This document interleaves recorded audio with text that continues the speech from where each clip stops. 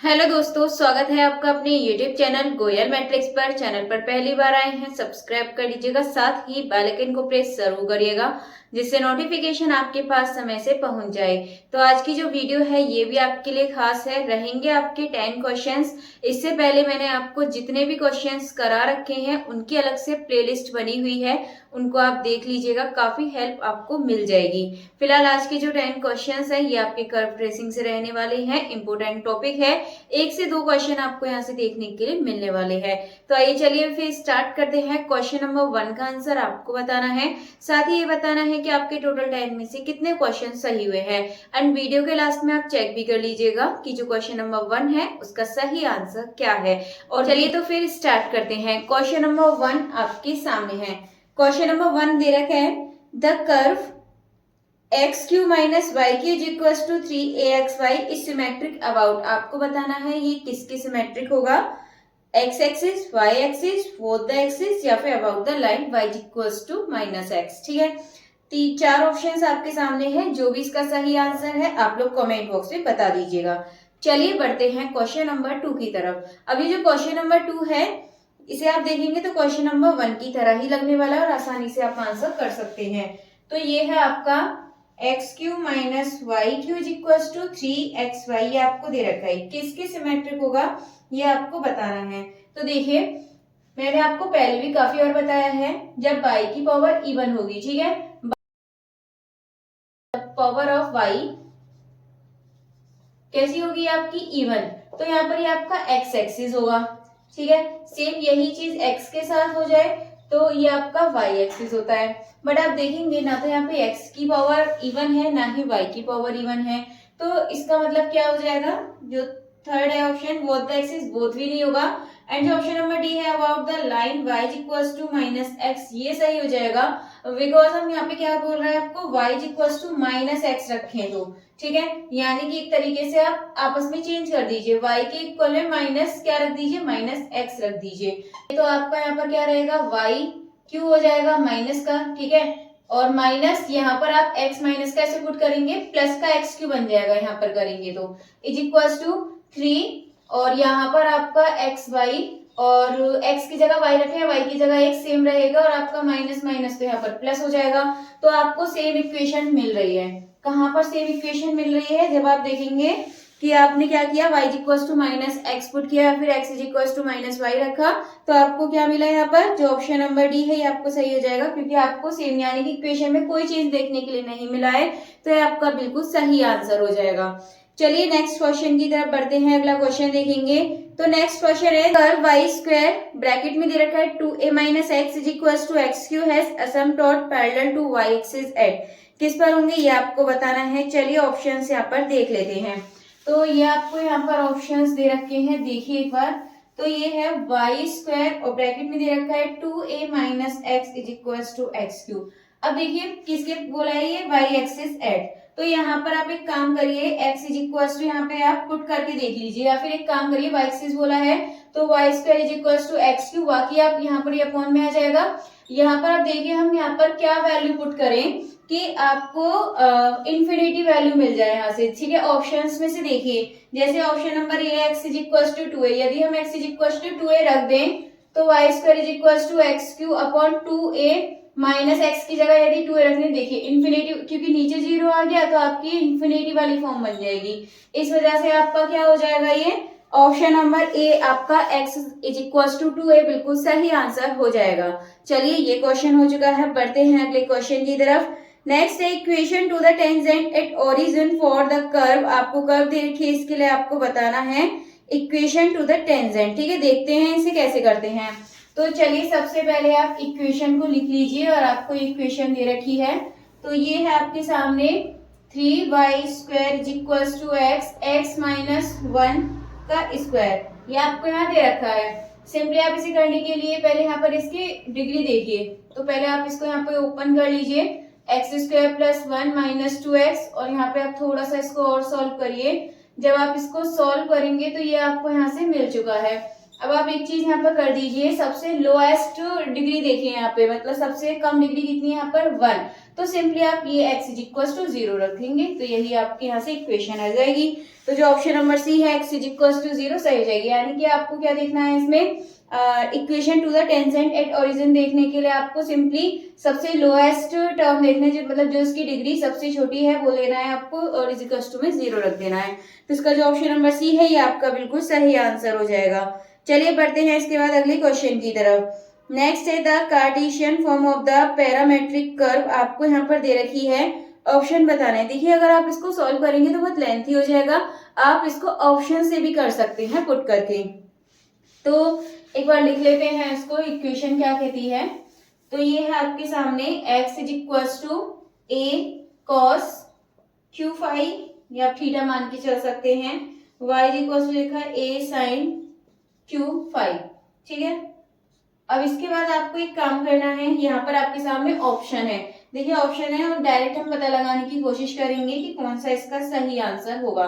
तो मैं चारों ऑप्शन आपके सामने लिख लेती हूँ एक बार, क्योंकि समझाना नेक्स्ट में जरूरत नहीं पड़ेगी। तो ये आपके सामने ऑप्शंस हैं, जल्दी से आप सेटिस्फाई करके बता दीजिए कि इसमें से कौन सी वैल्यू आनी चाहिए। चलिए पहले 3 ही ऑप्शन से देख लेते हैं। देखिए अगर हम यहाँ पर a cos q थीटा रखें x की जगह एंड y की जगह रखें a sin q थीटा, तो हम जब इसे सॉल्व करेंगे तो a स्क्वायर नहीं मिलेगा, क्योंकि यहाँ पर x स्क्वायर है ऑलरेडी, cos की पावर 3, तो 3 और 2 6 यहाँ पे पावर आपको मिल जाएंगी, तो यहाँ पर आपका बनेगा ही नहीं। आप इसको करेंगे, चलिए मानते हैं इसको भी करते हैं, तो 3 और फिर इसको भी आप रखेंगे तो 3 3 जा 9, 3 3 जा 9, इस तरीके से आपको मिलेंगी, तो ये तो आपका बिल्कुल नहीं बनेगा। अब देखिए इससे बनने वाला है, देखिए कैसे, क्योंकि यहाँ पर आपको ये 3 अपॉन में दे रखा है, जिससे आपकी पावर कट जाएंगी। चलिए यहाँ रखिए x की जगह a cos q थीटा रखेंगे एंड 2/3 प्लस y की पावर y की जगह आप रख दीजिए यहाँ पर a sin q थीटा, और यहाँ पर आप 2/3 रखिए। अब देखिए आपको ये मिलता है नहीं, देखिए ये 3 से 3 कैंसिल, cos का थीटा बचेगा, और आप इसको बाहर निकाल दीजिए, a 2/3 को आप यहाँ से बाहर निकाल सकते हैं इस तरीके से। एंड इसके बाद आप कॉमन ले लीजिए, cos स्क्वायर थीटा आपको मिलेगा, सेम यहाँ से एक बाहर आ गया, कॉमन ले लिया है तो यहाँ पर मिलेगा आपको sin स्क्वायर थीटा, और ये क्या बन जाएगा आपका 1।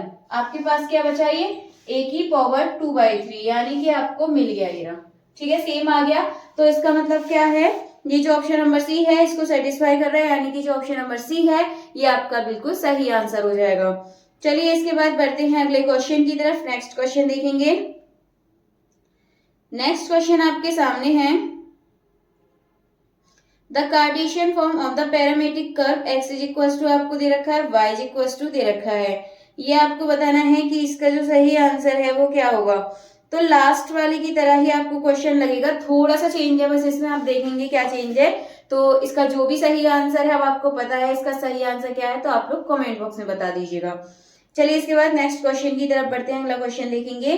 तो आपका if at the origin there are 2 tangent which are real and different then the origin is called, यानी कि यहाँ पे बोला गया है कि if at the origin there are 2 tangent हैं और दोनों ही क्या है, रियल एंड डिफरेंट है, रियल भी है लेकिन डिफरेंट भी है।